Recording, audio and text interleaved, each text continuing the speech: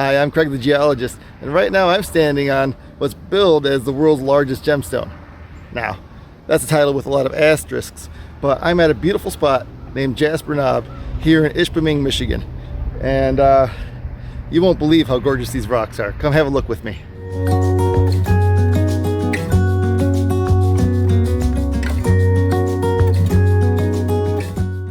Jasper Knob is tucked away just behind Ishpeming. And if it seems confusing to you what it means to be behind a city, well, if you know Ishpeming, it's behind Ishpeming. And it can be hard to find, both from the ground, as you can see from the air as well. It does not stand out very dramatically, although when you're on it, it's just something else altogether.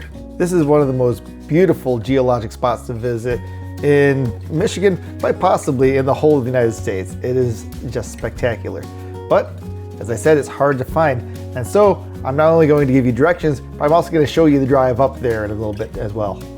Now you may have noticed a little bit of paint on these rocks. There has been vandalism, and I will talk about that a little bit.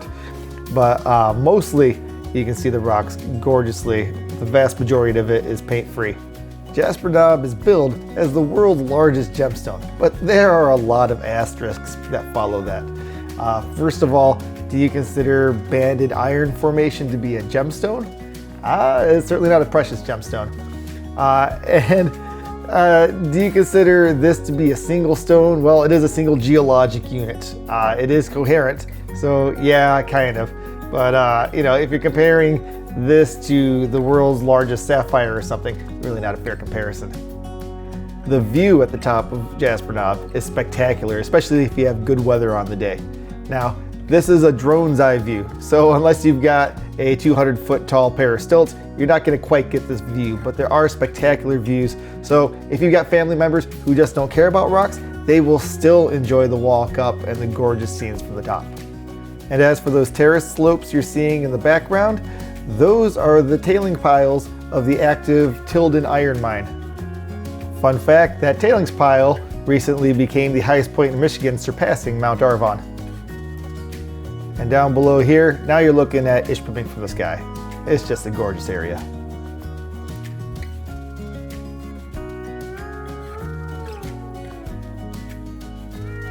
Oh, and look at that. Just below, a couple of abandoned small iron mines filled with water. People always have a hard time finding the place, and so I'm going to give you directions there. Now, I could just give you a house number that'll put you right across the street from it, but the person who lives there, not going to appreciate that. Would you like it if I gave out your address publicly for people to park in front of? You wouldn't. So what you're going to do is you're going to take Division Street, that's 28B, that's kind of behind Ishpeming, and you're going to turn on to Jasper Street. Jasper Street will take you up rather steeply to near the top of Jasper Knob. Now, you can put Jasper Knob into a mapping app and it'll show you where the summit is, but it won't really show you where to park, so it's kind of important to follow these instructions. Eventually, the road will stop climbing as dramatically and turn pretty significantly to the left into a residential area, and that is where you're going to want to park. Not in front of somebody's house. There are places to park on the side of the street that doesn't have houses. Please do not park in front of anybody's driveway, especially in anybody's driveway. Please don't antagonize the locals. People live here and they generally like living in a quiet spot. See that stone wall there? That's where you want to park. There's a tiny gap there with a very steep set of stairs cut into it. Park near that, in front or behind it, and that's your way up. The trail to the top is well maintained. It can be pretty steep in places. It's not very long. For most people, it's about a 10-minute hike. If you're a little bit less fit, maybe 20 minutes. As you can see, there are a lot of tripping hazards there, so make sure that you don't have any severe mobility issues. You have to be able to step over the roots. Now is as good a time as any to point out that this is not public land. It is publicly accessible, however, it is not public land. Jasper Knob is owned by the Cleveland Cliffs Corporation. Now they have made this available to the public, but as soon as it becomes a problem for them to keep it open to the public, you better believe they'll shut it down. All it takes is a little bit of barbed wire to keep outside, and access for everyone is lost. So please behave yourself up there. I think most of my viewers are probably not the type to go up there and create problems for local residents or, do any partying. But always be safe. You see those fences to the right and sometimes to the left? Do not try to cross them. There are abandoned mines on either side you can fall into and die. And the moment there are deaths there, guess what? It's no longer a good idea for Cleveland Cliffs to leave it open to the public. So please follow the rules very carefully. There aren't very many. Don't do anything stupid, don't hurt yourself, and don't hurt the location. It's pretty straightforward stuff.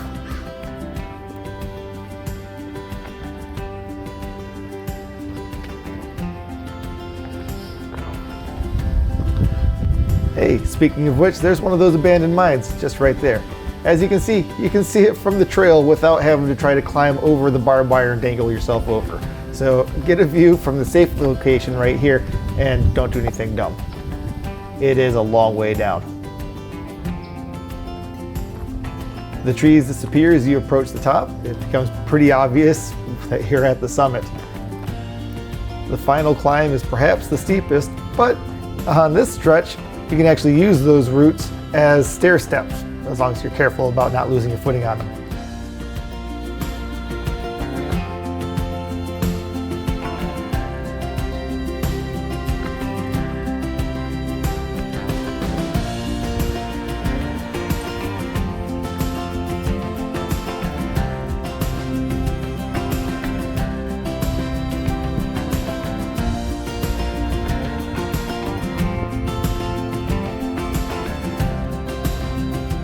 Now, I should point out that making it to the top does not mean your tripping hazards are gone.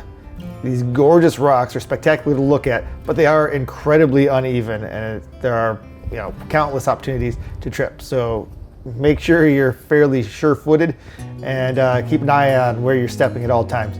If you're walking up here when it's raining or shortly after it's rained, it can be extremely slippery, so keep that in mind.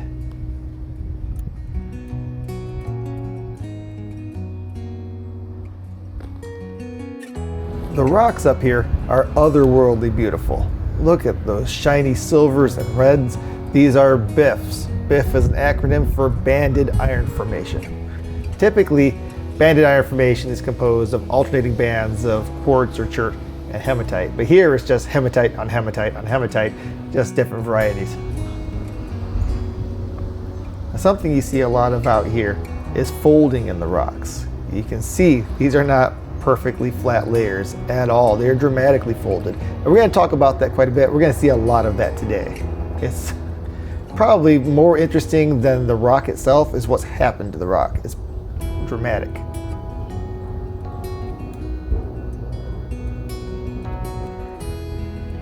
Some of these more dramatic folds are called chevron folds. A chevron is a shape where you have a fairly flat side on one side, a fairly flat side, and they kind of kink. There's a very sharp joint, a very sharp bend in the center. The most famous example of a chevron is probably just the logo for the Chevron Oil Corporation. Of course, the oil company is named Chevron because they look for chevron folds as oil and gas traps. Of course, those are in sedimentary units, not stuff like this, but that's what a chevron is.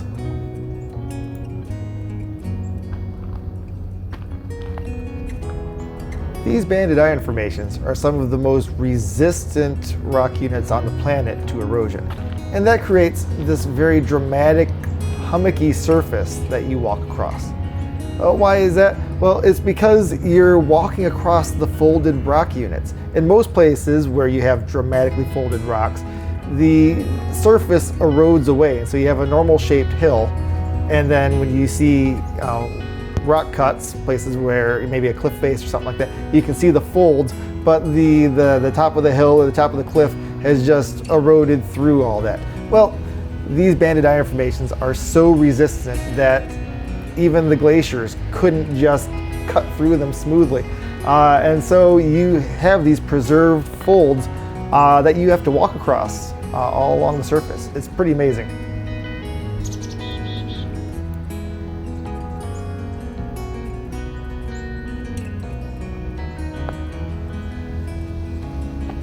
So this banded iron formation is pretty much pure iron.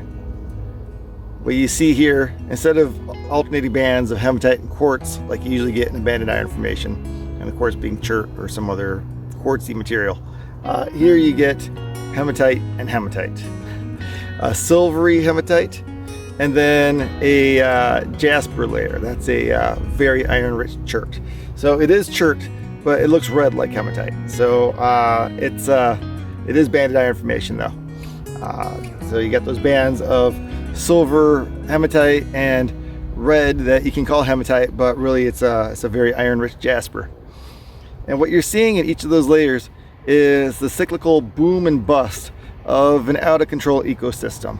An ecosystem that's sucking up all the oxygen from the water. So where you have these algal blooms happening, the water starts off being oxygen poor. And the algae takes off, it's blooming like crazy. And so those, the dead bodies of those organisms are gradually dropping out of the ocean and sedimenting on the bottom. And so yeah, on the seafloor you get a cherty layer with the silica bodies of these organisms accumulating. And so that's your jasper here. In most iron formations, it'll be a quartz or a nice clear chert. Here, because there's so much iron, it's this red jasper. Then, after a period of boom times for the algae, they produce a ton of oxygen. And that oxygen is a poison. Yeah, I know we don't think of oxygen as a poison. We need it to breathe. But back then, there were no oxygen-breathing organisms. Oxygen was incredibly toxic. So as soon as the oceans became oxygen-rich, well, guess what?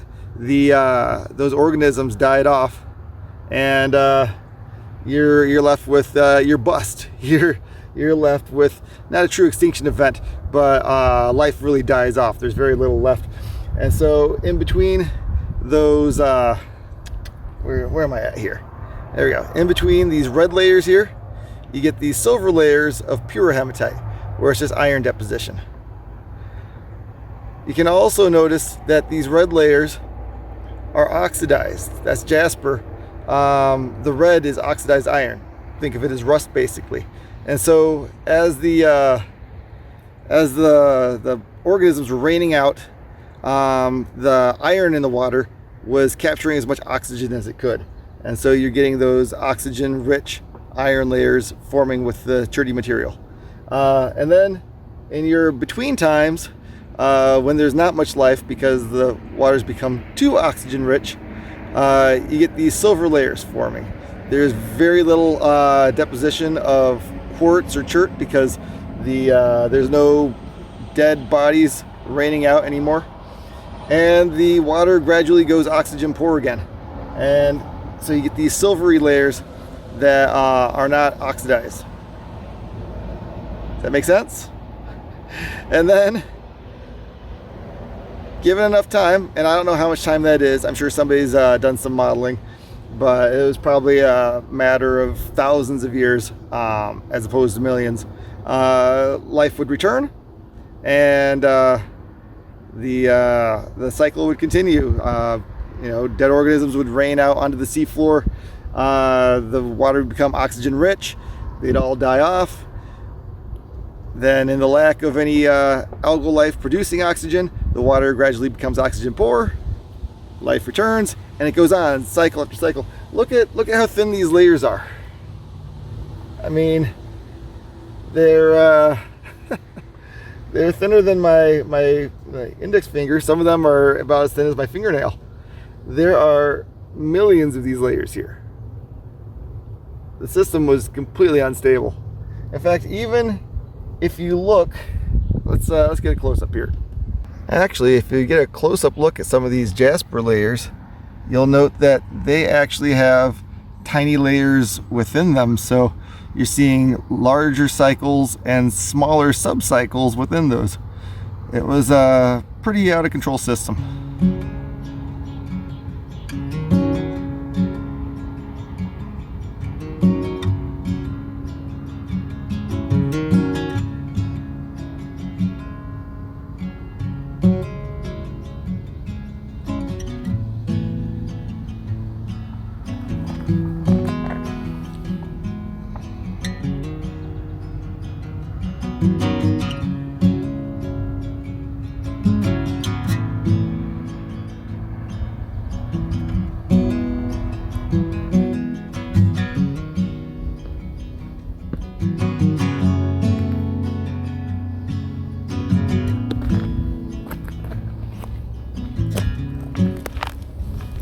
Well, now is as good a time as any to talk about why these rocks are so dramatically folded the way they are.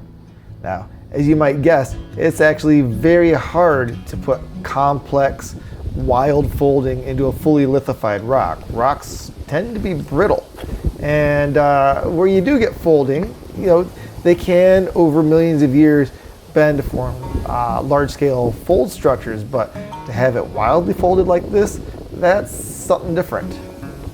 And if it's hard to get folds in softer rocks like sandstone or limestone, you better believe it's incredibly hard to get folds in the hardest rocks on the planet, these banded iron formations. These are the most resistant rock units on Earth.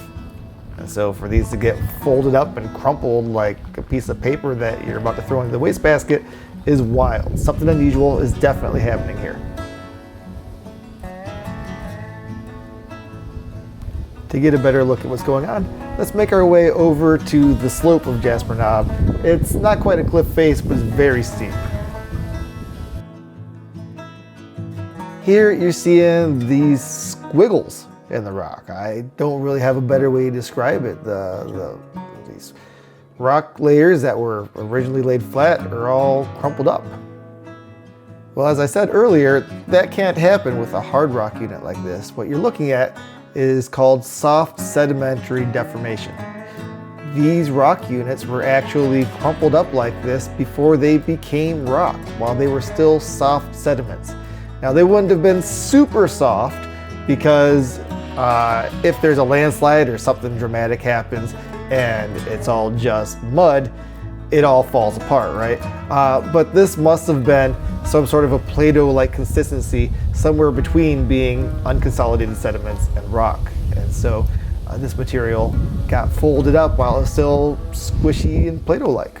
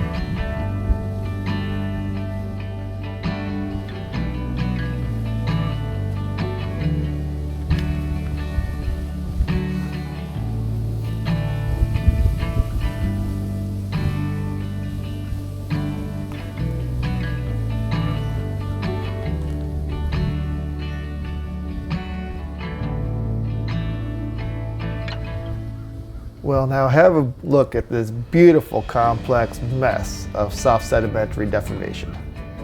You can see how these units were just squished accordion style and folded up dramatically. You can also see places in here where the units have snapped, where they've bent, where they've been folded in half, where they've kind of curved back on each other even. There's a whole bunch of things happening here. Where you're seeing the broken pieces, you can see that it was in the process of lithifying. It wasn't completely soft. There was some brittleness to it still, but overall it was still very ductile.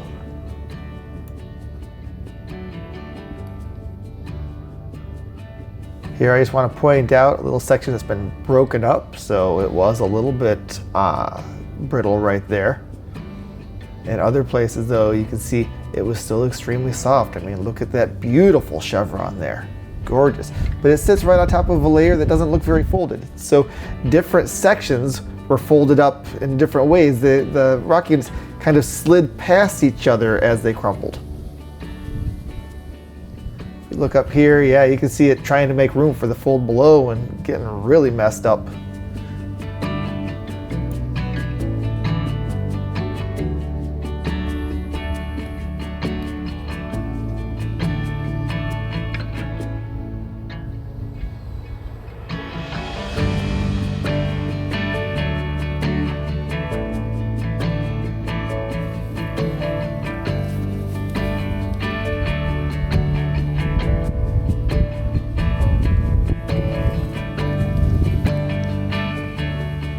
walking across these rock units can be dazzling to the eyes. There's just so much color, so much vibrancy, so much shine coming off of these silvery hematite layers. It's a real treat for anybody who loves rocks. Now, it is worth pointing out that you should not collect rocks here. You might be really tempted to try to hammer off a piece of rock. Don't do it. This is, as we mentioned earlier, private property that the Cleveland Cliffs Corporation has made publicly accessible. But don't be going up here trying to vandalize the site by breaking off pieces of rock. There are other places in the region where you can collect banded iron formation. In fact, the easiest place you can collect banded iron is probably from the Lindbergh and Sons quarry that is very nearby and is also extremely friendly to rock hounds. If you do try to collect rocks from this location, especially if you're trying to hammer them out, you're going to find two things. Number one, that you're defacing a gorgeous public site, which is something you should absolutely never do. And second, you're going to find that these are the hardest rocks in the world. It is pretty much pure iron. It is virtually impossible to hammer these things out. They can be brittle, but if you're just trying to wail on these things with a hammer, it's pretty much impossible. You're going to be hurting your hand more than you hurt the rock. You're going to be hurting your hammer more than you hurt the rock. Just don't do it. There are other places where you can collect. Unfortunately, where I'm filming now, you're starting to see some of the vandalism that's happened in the past. And it is senseless vandalism.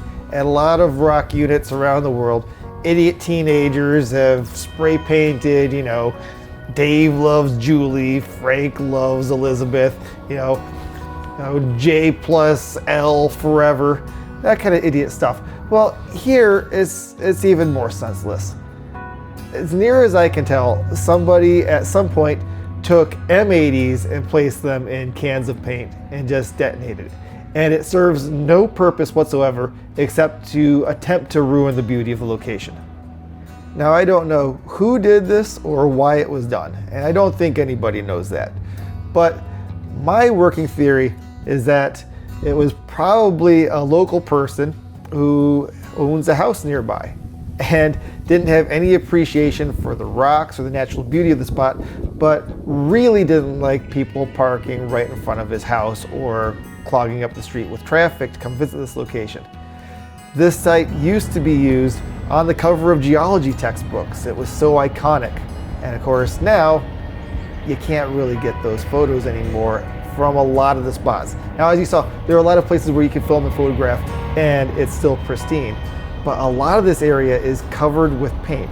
Somebody did a real great job of trying to cover up the beauty and spoil the beauty here. However, I should also point out that paint is far less permanent than these rocks. The paint is weathering away in some places already. It may not be gone during our lifetimes, but I guarantee you these rocks will far outlast that paint. So don't be too sad about it, but be upset. Upset not that the rocks were ruined, but upset that your view of the rocks was spoiled by some short-sighted jackass. It should also serve as a reminder, though, of why we should be considerate of locals and neighbors in places like this.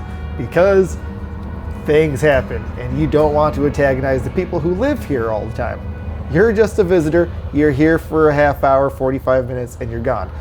Folks who own houses in the area, they're here for years, maybe their whole life. So be considerate.